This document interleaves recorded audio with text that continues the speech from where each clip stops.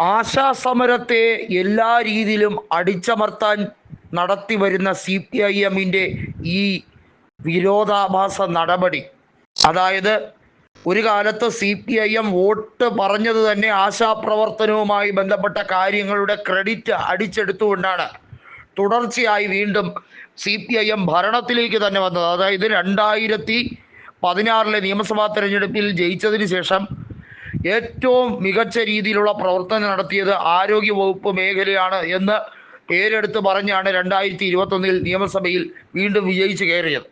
Kit വിതരണവും പല രീതിയിലുള്ള കണ്ണിൽ പൊടിയിടലും നടത്തി താൽക്കാലികമായി വീണ്ടും ഭരണം കിട്ടിയപ്പോൾ മതിമറന്ന് ജനദ്രോഹ നയങ്ങളുമായി എത്തിയ പിണറായി സർക്കാർ ഇപ്പോഴിതാ AKG സെന്ററിന്റെ തൊട്ടപ്പുറത്ത് റോഡിന് എതിർവശത്ത് മണിമാളിക പോലെ ബങ്കറുകളുള്ള 130 കോടിയിലധികം രൂപ ചെലവഴിക്കുന്ന 9 നില കെട്ടിടമുള്ള ഒരു വലിയ സൗധം പണിഞ്ഞു വെച്ചിരിക്കുന്നു.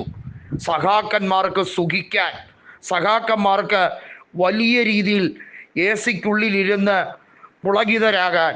ഏതായാലും അതിനെതിരെ ശക്തമായ പ്രതിഷേധം വരികയാണ്. ഒരു കാര്യം ഉറപ്പിക്കുകയാണ്, CPIM വേരോടെ തകർന്നു പോകാൻ പോകുന്നു. ബംഗാളിലെ സ്ഥിതി വീണ്ടും വീണ്ടും സാധാരണക്കാർ ഓർമ്മിപ്പിക്കുകയാണ്. ഇതിനിടയിൽ ആശമാരുടെ സമരത്തിന് എല്ലാ പിന്തുണയും നൽകി കോൺഗ്രസ് അവർ ഭരിക്കുന്ന തദ്ദേശ സ്വയംഭരണ സ്ഥാപനങ്ങളിൽ ആനുപാതികമായി തുക വർദ്ധിപ്പിച്ചുകൊണ്ട് മാതൃകാപരമായ നടപടിയാണ് എടുത്തിരിക്കുന്നത്.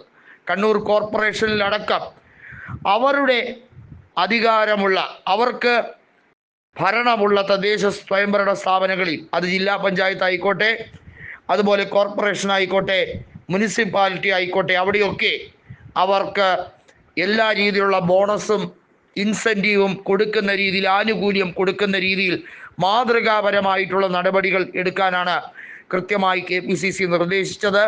ജില്ലാ കോൺഗ്രസ് കമ്മിറ്റി ആ രീതിയിൽ അതാത് തദ്ദേശ സ്വയംഭരണ സ്ഥാപനങ്ങളിലേക്ക് ഈ വിധിപ്പകർപ്പ് നൽകുന്നു. അത് കൃത്യമായി നടപ്പിലാക്കാൻ ശ്രമിക്കുന്നു. വലിയ കയ്യടിയാണ് ആശാ വർക്കേഴ്സിൽ നിന്നും കോൺഗ്രസ് നേടിയെടുത്തിരിക്കുന്നത്. ഈ വിശ്വാസ്യത തീർച്ചയായും 2025 തദ്ദേശ സ്വയംഭരണ സ്ഥാപനങ്ങളിലേക്ക് നടക്കുന്ന തെരഞ്ഞെടുപ്പിൽ പ്രതിഫലിക്കും എന്നുള്ളത് വളരെ വ്യക്തമാണ്. കാരണം സാധാരണക്കാർക്ക് വേണ്ടി മുന്നണി പോരാളിയായി നിൽക്കുന്ന ആരോഗ്യരംഗത്തെ പരിപാലനം നടത്തുന്ന ആശാ വർക്കർമാരെ, ആശാപ്രവർത്തകരെ തകർത്തെറിയാൻ ഗൂഢാലോചന നടത്തുന്ന ശ്രമമാണ് ഇപ്പോൾ CPIM നടത്തുന്നത്. അതായത് മന്ത്രി വീണ ജോർജ് എല്ലാ രീതിയിലും അവരെ താറടിക്കാൻ വേണ്ടി ശ്രമിക്കുന്നു.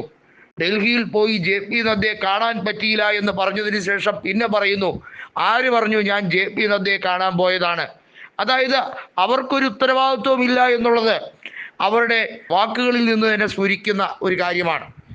ഒരു മാധ്യമ പ്രവർത്തകയായി പിന്നീട് രാഷ്ട്രീയത്തിലേക്ക് സാമുദായിക അടിസ്ഥാനത്തിൽ കടന്നു വന്ന വ്യക്തിയാണ്. അതല്ലാതെ ഒരു രാഷ്ട്രീയ പാരമ്പര്യവും വീണ ജോർജിന് അവകാശപ്പെടാനേ ഇല്ല എന്നുള്ളത് പത്തനംതിട്ട ജില്ലാ കമ്മിറ്റി, CPIM-ൻ്റെ ജില്ലാ കമ്മിറ്റി തന്നെ പരസ്യമായി പറഞ്ഞിട്ടുള്ള കാര്യമാണ്.